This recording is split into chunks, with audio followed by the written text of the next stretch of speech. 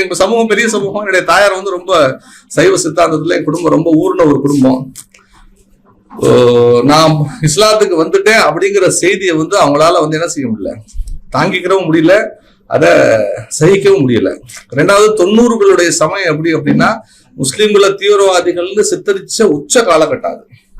அப்பதான் பாபரி மசூதி இடிப்பாகட்டும், கோயம்புத்தூருடைய கலவரம் ஆகட்டும், ரொம்ப உச்சமான காலகட்டம். எல்லாரும் முஸ்லீம்களை பார்த்து ஆரம்பத்துல வந்து தாடி வச்சுட்டு போனாலே ஒரு பயம். இப்ப கொஞ்சம் மாறிடுச்சு அது நிலைமைகள்லாம், இப்ப எவ்வளவோ மாறிடுச்சு. இப்ப அப்போ வந்து அந்த புரோபகண்டா இருக்குல்ல, அந்த ஒரு பிரச்சாரம் இருக்குல்ல, கடுமையாக செய்யப்பட்ட காலகட்டம். கடுமையான எதிர்ப்பு இருந்துச்சு. என்னால அதை தாங்கிக்கிறவே முடியாத ஒரு எதிர்ப்பு. அவங்க என்ன நினைச்சிட்டாங்க அப்படின்னா நம்ம பையனை வந்து ஏதோ குண்டை கட்டி எங்கேயோ இறக்க போறாங்க. இதுதான் தாயார் பயன். தாயார தாப்பினாரும் அதாவது அவங்க இப்ப ஹக்கு பாத்தில்ன்றது வேற, நமக்கு இது ஹக்கு, அவங்களுக்கு அவங்க மார்க்கம் தானே ஹக்கு. நம்ம பையன் நம்ம கைவிட்டு போறானே அப்படிங்கிற பயமும் அந்த அச்சமும் தானே அவங்களுக்கு இருக்கும். நம்ம பையனை வந்து பாதுகாக்கணும், காப்பாற்றணும், சூழ்நிலை சரியில்லை, எங்கேயோ போய் மாட்டிக்கிட்டான், எங்கேயோ போய் சிக்கிக்கிட்டான்ற ஒரு பயத்துல வந்து என்ன செஞ்சாங்கன்னா கடுமையான நெருக்கடி கொடுத்தாங்க. எந்த அளவுக்கு நிறைய வாழ்க்கையில கஷ்டங்களே பார்க்காம வளர்ந்தது. இஸ்லாத்துக்கு வந்துட்டோம், நம்ம அடுத்து என்ன செய்யறதுன்னு தெரியல.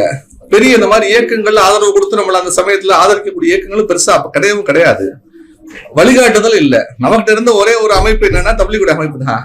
அவங்கள்ட்ட போய் ஈமான நம்ம சரி செஞ்சுக்கிட்டாச்சு. அல்லாஹ் ஹிதாயத்துன்னு உன்னை கொடுத்துட்டான். ஹிதாயத்துங்கிறது வந்து அது ஒரு ஒளி, அது ஒரு நூறு. அதை வந்து அது கிடைச்சிருச்சு ஒரு மனிதனுக்கு அப்படின்னா அதுக்கப்புறம் வந்து எதா இருந்தாலும் அதுல உறுதியா நின்றுவாரு.